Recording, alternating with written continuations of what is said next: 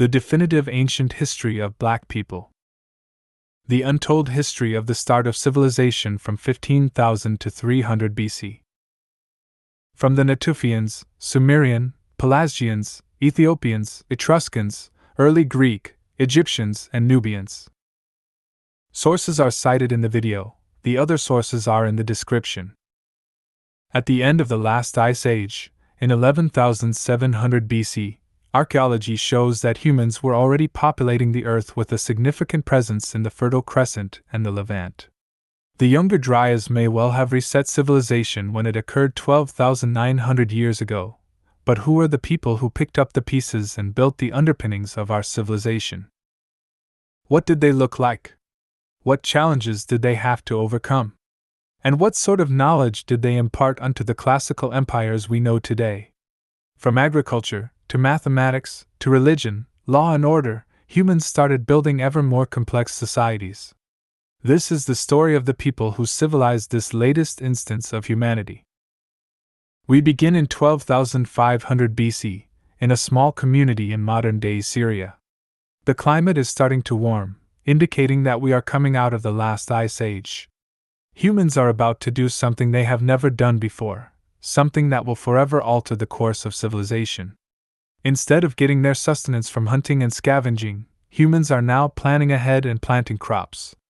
Domesticating nutritive plants. Planting them in the ground one season and reaping the benefits another. This is the beginning of agriculture. And we have the Natufians to thank for it. They started to cultivate high-energy crops like rye, but they also knew how to party. The first evidence of beer fermentation was found on Natufian sites in 13,000 BC, and more importantly, they were the first to make bread. Natufians also show the first signs of occupation specializations as evidenced by the abundance of sickle blades found in Natufian sites. This would have been a natural evolution of their agricultural advantage. The Natufians lived all over the Middle East, from Syria to Upper Egypt. And with their new ability to feed themselves via agriculture, they went on to create the first known large human settlements and civilization. Dr. Isf Lizaridis and Dr. Nathan Rowland from Harvard performed extensive genetic tests on Natufian archaeological remains. And this is what they found. Natufians had clear African DNA markers without any Neanderthal admixture. In other words, they were unmistakably black Africans. These resourceful people were also the first to construct buildings out of stone. They often had central fireplaces as part of their stone dwellings. They buried their dead with their personal belongings. Dogs were often found in Natufian graves. This is very interesting as we find this cultural meme later on in the Nubian Kemetic civilization complex in an amplified representation. Of course, the invention of agriculture spread quickly throughout the Levant, and Natufians began to mix with populations that had Neanderthal ancestry in the northwest and east. These new mixtures would spread agriculture to the rest of Europe and Asia. Non-Neanderthal mixtures spread agriculture south, towards the Nile, where the precursor to the Nubio-Kemetic civilization was kick-started. Researcher Dr. Dorothy Garrett attests that the Natufians who were living in the Middle East since 13,000 BC would have been behind the construction of Göbekli Tepe, soon after the Holocene period began. Although more research on this subject needs to be done, it stands to reason that the Natufians would have had the agricultural backing and specialization sophistication necessary to build the sites.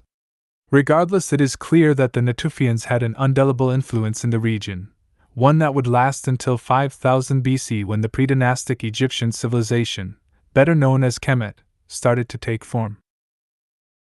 For the next major chapter in the history of civilization, we have to go to two locations in Africa. Between 7000 and 5000 BC, Africans started to go beyond the traditional abstraction of ideas by using cave drawings.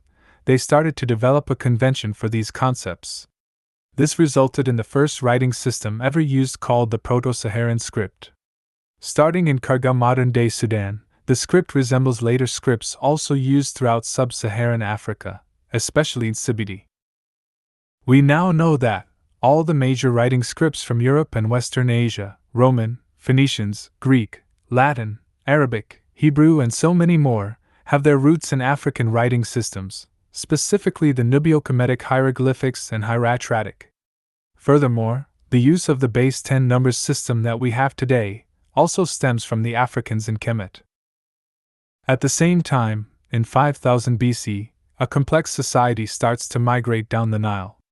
This society is very ancient and carries with it traditions dating back to 20,000 BC, where they were already doing complex mathematics. Dr. Chukwunir Kamala shows in his research paper on the Ashango bone that Africans were performing complex mathematical operations and had knowledge of prime numbers in 20,000 BC. Characteristics of this mathematical knowledge can still be found in African cultures today. Armed with the knowledge of mathematics and writing, the Africans started migrating down the Nile and developed an increasingly complex pre-Nubian civilization that we are now calling pre-dynastic Egypt. Egyptologists like to talk about Nubia and Egypt as if they were two separate civilizations, but in fact they were part of the same civilization complex and were inhabited by phenotypically and genetically identical populations. Today we often speak of ancient Greece and Rome as Greco-Roman, given how close and intertwined these civilizations were. Well, Nubia and Kemet were far more homogeneous. This can also be contrasted with the latter Assyrian civilization who, although neighboring Kemet, borrowed from it but was never part of the Nubio-Kemetic civilization complex. Egyptians' murals repeatedly distinguished between European type, the Semitic type, and themselves, which they drew identically to those we call Nubians. The Nubio-Kemetic or Nubio-Egyptian civilization was so advanced and so influential that it radiated its knowledge, influence, and people in the surrounding region. Soon after it began, we start to see complex civilizations popping up all over the Levant and the Mediterranean. Many Egyptians, often called by the ancient the Ethiopians, to denote their very black skin and woolly hair, migrated to the four corners of the ancient world and spontaneously sparked civilizations. This, coupled with the fertility of the land uncovered by the warming climate of the Holocene in the Mediterranean basin, would engender large population centers with complex inherited knowledge from Kemet. Nevertheless, by 4000 BC, a little east from Kemet, the Sumerian civilization was starting to take root in the valleys shaped by the Tigris and Euphrates. Here, I would be remiss if I didn't quote the historian Runoko Rashidi in his seminal paper on the origin of Sumer and Elam. Ancient Sumer, the biblical land of Shinar, modern Lower Mesopotamia, flourished in the 3rd millennium BC, covering the territorial expanse of the Tigris/Euphrates River Valley. Embracing the shores of the Persian Gulf, Sumer extended north to Akkad, a distance of about 320 miles, thus constituting southern Babylonia. The appellation Chaldea, frequently applied to the region, appears to have been introduced by the Assyrians in the 9th century BC. The designations Babylon, Babylonia, and Chaldea have been used extensively, particularly by 19th century scholars, in reference to the area now almost exclusively known as Sumer. Sumer appears to be the first major high culture of Western Asia. She bequeathed to her successor states a tradition of great achievement. Her many contributions to civilization are well known. Brilliant agriculturalists, the Sumerians built very sophisticated canals and reservoirs to irrigate their fields. They possessed both an advanced legal system and a well-developed knowledge of medicine, and were perhaps the ancient world's greatest astronomers. While these salient facts regarding Sumer's obvious cultural genius are well known, the important question of the racial composition of its population is generally glossed over. This apparent cloud concerning race, however, is very thin, and there is a substantial body of evidence in support of the position that the civilization of Sumer was the product of black migrations from Africa's Nile Valley. This is not to argue that ancient Sumer was exclusively peopled by blacks or that the Africans were the only early ethnic entity in the area. Sumer was at the crossroads of Asia, Africa, and Europe, and over the millennia there was a great deal of foreign intrusions and racial intermingling. In respect to Sumerian civilization, however, the black contribution was decisive, and far overshadowed that of the later invaders. I would also like to quote John D. Baldwin in his book Prehistoric Nations. It is now admitted that a people of the Kushite or Ethiopian race, sometimes called Hamites, were the first civilizers and builders throughout Western Asia, and they are traced, by the remains of their language, their architecture, and the influence of their civilization, on both shores of the Mediterranean, in eastern Africa and the Nile Valley, in Hindustan, and in the islands of the Indian Seas. Not to be undone by the Sumerian, the Greek civilization can claim a large body of influence to the modernization trajectory of our world. Often overstated, Greek contribution should, however, be looked at within the context of those who taught them language, writing, art, science, and religion. Not once, but many times over. Yet still, the classical view of the Aegean civilization goes as follows. The earliest known civilization in Greece was the Minoan civilization, which emerged on the island of Crete around 2700 BC. The Mycenaean civilization followed, beginning around 1600 BC and lasting until around 1100 BC. The period of ancient Greece, commonly referred to as Classical Greece, lasted from the 5th century BC to the 4th century CE and is credited with giving us philosophy, democracy, literature, art and architecture, mathematics, sciences, and Olympic Games. This is the narrative that we have all been taught.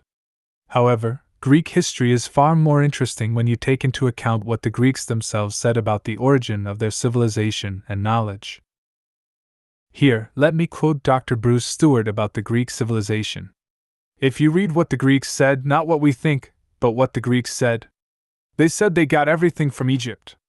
They got all the knowledge from Egypt. Pythagoras spent 15 years in Egypt.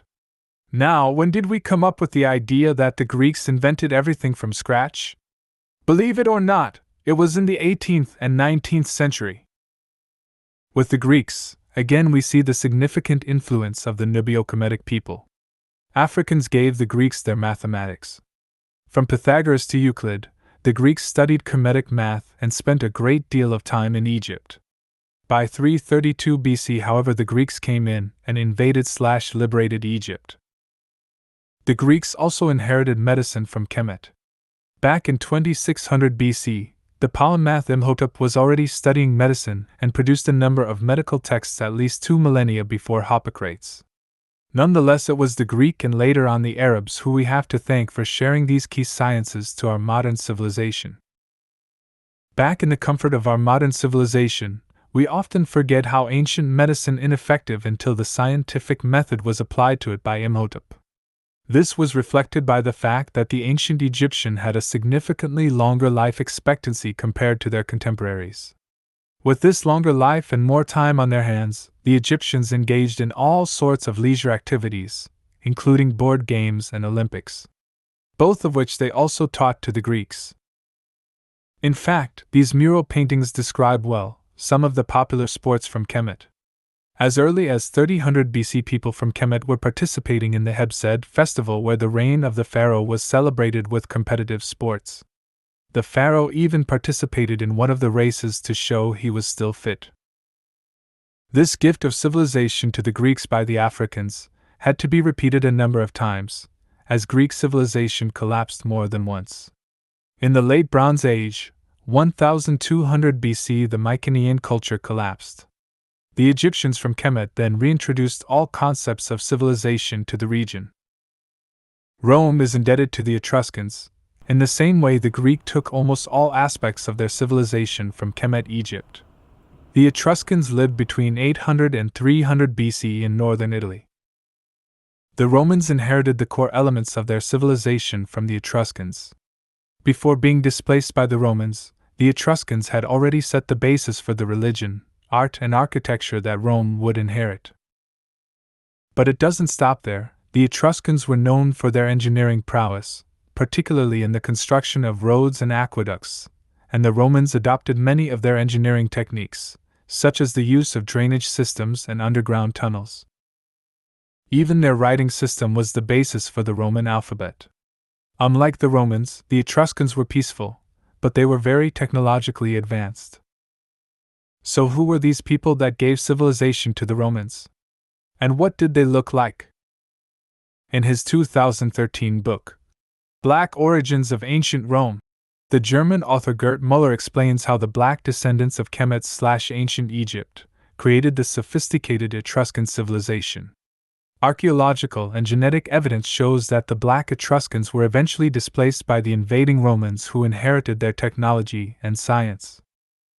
Described as dark-skinned Africans, the Etruscans venerated the African sun god Ra from Kemet/Egypt and even had Egyptian-like tombs. The Etruscans were so advanced that even their sewage waterworks are a marvel of engineering surviving till this day. The Romans would eventually grow to conquer the whole of the Mediterranean basin before collapsing in the 5th century AD. The civilizing influence of Black people in the Levant and Near East is often overlooked, distorted, or in many cases reassigned to other peoples or civilizations. For people of African descent, it is vital to know that our antecedents had the knowledge, aptitude, and temperament to create civilizations of our own. Civilizations that were so influential that they birthed nearly all important instances of civilization and culture in European history. After the fall of Egypt, Kemet in 343 BC, following the Persian invasion and subsequent Greek rule by the Ptolemies, the Egyptians migrated to their ancestral home, south and southwest, deep in Africa. They took along with them their culture, language, and knowledge, which can be found pretty much intact throughout the whole of sub-Saharan Africa. I want to give a huge shout out to all our supporters, especially those on Patreon. Your support enables us to keep going. If you like this long format, drop us a like. Above all, say so in the comment. We hear a lot about the negative voices, but it warms our hearts to hear your positive comments.